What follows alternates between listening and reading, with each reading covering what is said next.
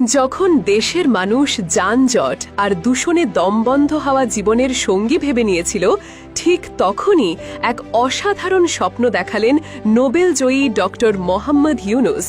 তার টেকসই উন্নয়ন ভাবনা ও সবুজ প্রযুক্তির প্রতি অঙ্গীকার এবার নতুন রূপে বাস্তব হতে চলেছে। ঢাকার রাস্তায় নামছে 400 পরিবেশ বান্ধব বৈদ্যুতিক বাস।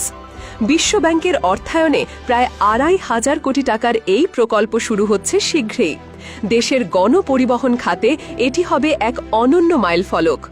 প্রথম ধাপে এই বাসগুলো চলবে ঢাকা নারায়ণগঞ্জ রুটে। শুধু নতুন বাসই নয়, এই উদ্যোগ বদলে দেবে রাজধানীর পরিবহন ব্যবস্থার রূপ। সরকার জানিয়েছে, বাসগুলো হবে সম্পূর্ণ শীতাতপ নিয়ন্ত্রিত, থাকবে উন্নত আসন, ডিজিটাল টিকিটিং এবং লাইভ ট্র্যাকিং সুবিধা। ধোঁয়া এবং শব্দদূষণ একেবারেই থাকবে না। ফলে একদিকে যেমন যাত্রীদের ভোগান্তি কমবে, অন্যদিকে বায়ু দূষণ কমিয়ে আনা সম্ভব উল্লেখযোগ্যভাবে।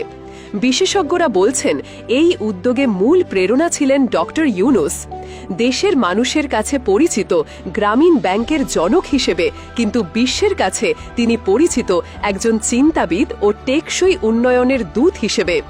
জাতিসংঘের SDG লক্ষ্যমাত্রা পূরণে পরিবেশ বান্ধব গণপরিবহন চালুর যে ধারণা তিনি দীর্ঘদিন ধরে দিয়ে আসছেন, এই প্রকল্প সেই স্বপ্নেরই বাস্তব রূপ। পরিকল্পনা অনুযায়ী এই বাসগুলো আসতে পারে চীন, দক্ষিণ কোরিয়া বা ইউরোপ থেকে।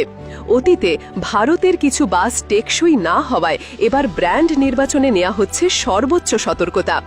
কর্তৃপক্ষ জানিয়েছে, বাস পরিচালনার জন্য দক্ষ চালক, পর্যাপ্ত চার্জিং অবকাঠামো এবং রক্ষণাবেক্ষণে বিশেষ গুরুত্ব দেওয়া হবে। রাজধানীর পূর্বাচল, ঝিলমিল ও নারায়ণগঞ্জে গড়ে তোলা হবে আধুনিক চার্জিং ডিপো।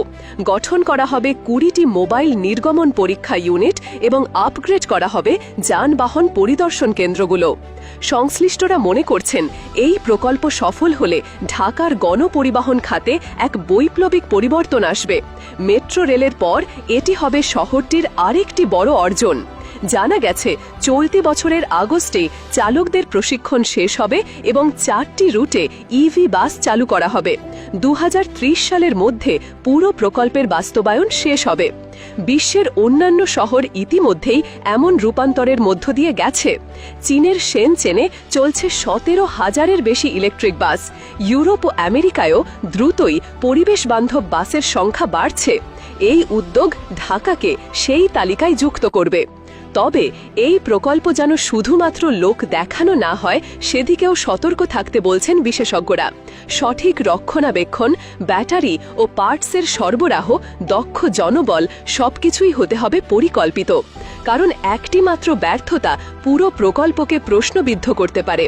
সরকার ইতিমধ্যে ঘোষণা দিয়েছে, একক অপারেটর মডেলে এই বাস চালানো হবে, যাতে পরিবহন খাতে বিশৃঙ্খলা না থাকে।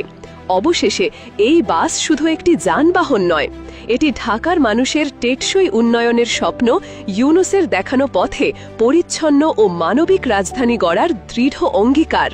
এখন প্রশ্ন একটাই, আমরা কি পারব এই স্বপ্নকে বাস্তবে রূপ দিতে? সময় দেবে তার উত্তর।